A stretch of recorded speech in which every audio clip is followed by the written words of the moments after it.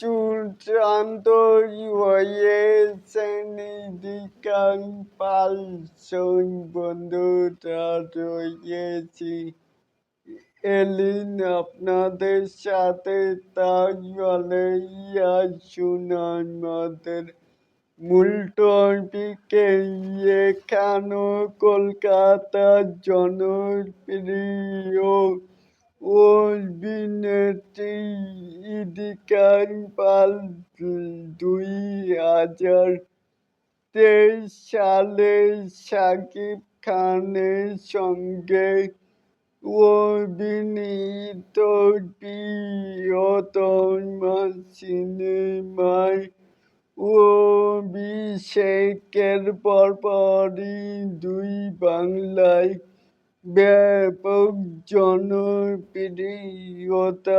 পান পরে দেবের সঙ্গে খাদান সাকিবের সঙ্গে বরবাদ ও সোমের সাথে বহুরূপ আবারও কিন্তু দেবের সাথে যোগু ঢাকা সহ একাধিক সফল সিনেমার অভিনয় করেছেন তিনি। এবার গুঞ্জন উঠেছে ইদিকা আবারও শাকিব খানের বিপরীতে নতুন সিনেমায় ফিরছে এর নায়িকা হিসেবে চূড়ান্ত হয়েছেন।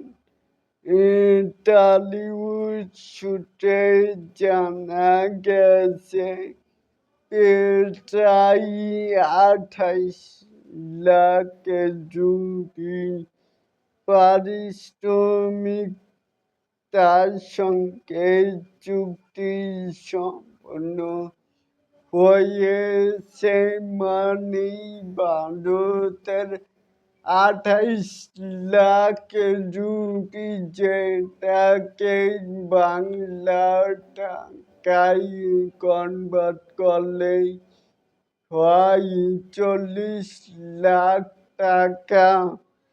তারপরও আবু হায়াত পরিচালিত এই সিনেমা 90 দশকের ঢাকার আন্ডারওয়ার্ল্ডের গল্প উঠে আসবে। অন্যদিকে শাকিব বর্তমানে সোলজার সিনেমার কাজেই ব্যস্ত, আর ইদিকা রয়েছেন লন্ডনে দেবের সঙ্গে প্রজাপতি 2 এর শুটিংয়ে। তাহলে কি বুঝলেন আবারও যে চূড়ান্ত হয়ে গেল ইদিকান পালে এটাকেই আপনারা কে কেমন করে দেখছেন চাইলে কিন্তু নিচে থাকা কমেন্ট বক্সে জানাতেই পারেন। আর এরকম আরো নিত্য নতুন মেকাই স্টার শাকিব খানের এই আপডেট পাওয়ার জন্য অবশ্যই চ্যানেলটিকে সাবস্ক্রাইব করবেন অ্যান্ড বেল বাটনটিকে বাজিয়ে দিবেন। আল্লাহ হাফেজ।